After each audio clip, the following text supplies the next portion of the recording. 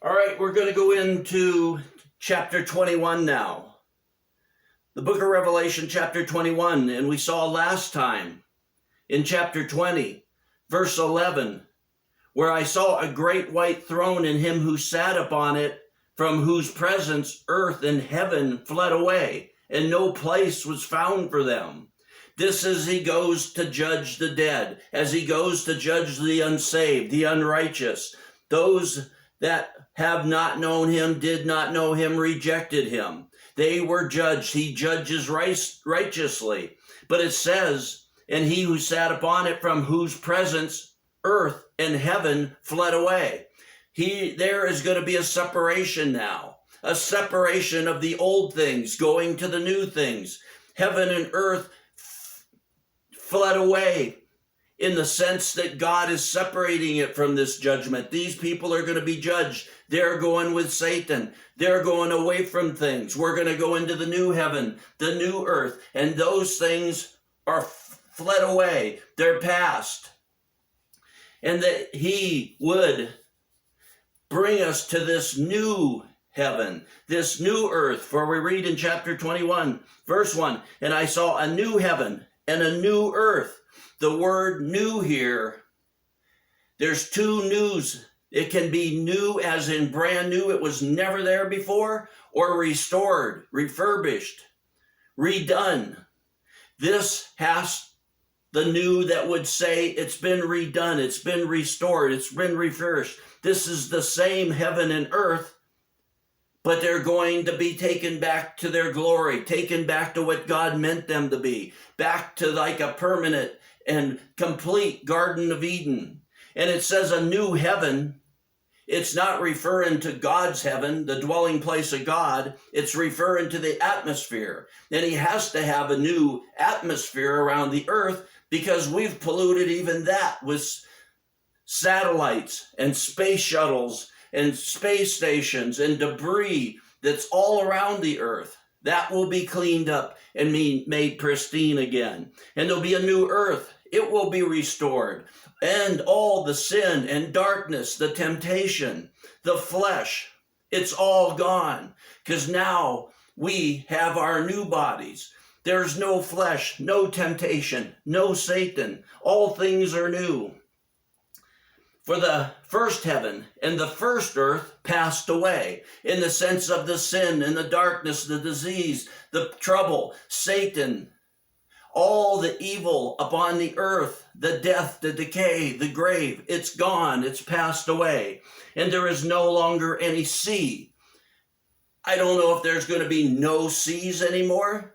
Apparently there won't. But this is also talking about the Hebrews back then. They looked at the sea. The Bible looked at the sea as a lot of turmoil, trouble, despair. There won't be any of that. That's what we're separating from one thing, the old life, the old ways, to the new life and the new ways. And in verse 2, and I saw the holy city, New Jerusalem, coming down out of heaven. See the New Jerusalem, the holy city. We talked about this before. This is the one he was measuring. This is the one he cares about. This is the one that's not made of stone, not made with hands. This is spiritual. This is God's doing. This is God's work. And we're going to see very shortly that we are the temple of God, that he has done this work in us and through us and with us. And I seen the New Jerusalem coming down out of heaven from God, made ready as a bride adorned for her husband. This new city is us. At this point, we're the bride. We're becoming the wife. And this new city represents us. We're in the city is in us. All these things are spiritual. They'll be permanent. They'll be blended together with life and spirit. We'll be one with God, and God is a spirit. And this new Jerusalem will be made ready as a bride adorned for her husband. Verse 3, and I heard a loud voice from the throne saying, behold, the tabernacle of God is among men, and he shall dwell among them, and they shall be his people, and God himself shall be among them. Like I said, we're coming to this new heaven, this new earth. The old earth passed away. The old heavens passed away. This is God with us. We're one with him. He's one with us. We walk and live with him in this new earth, in this new heaven. And in verse 4, and he shall wipe away every tear from their eyes, and there shall no longer be any death. There shall no longer be any mourning or crying or pain. The first things have passed away. This is what I was showing you. This is what I was saying. Like in the seals, men going to war, men out conquering and to conquer, and men ruling upon the earth, and the death and the disease and the grave and the famines. It's all over. We're going to the new heaven and the new earth. And in verse 5, and he who sits on the throne said, and the Lord said, behold, I am making all things new. All things will be new.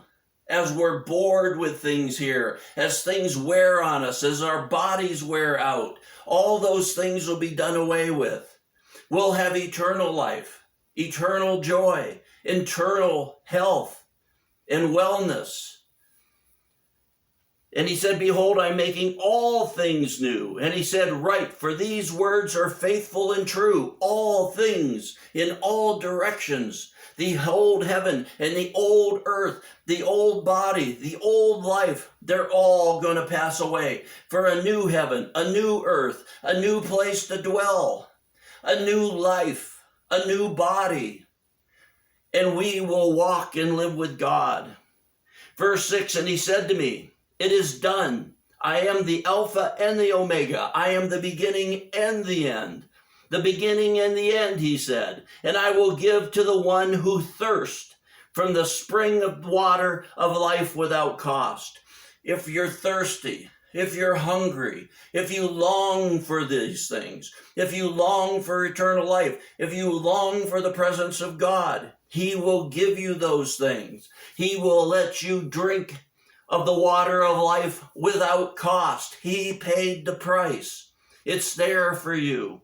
And he said in verse 7, he who overcomes shall inherit these things, and I will be his God, and he will be my son. We're going to come up and break this chapter into two parts, because we've just seen two things here. The bride making herself ready, the city coming down as a bride, adorned for her husband.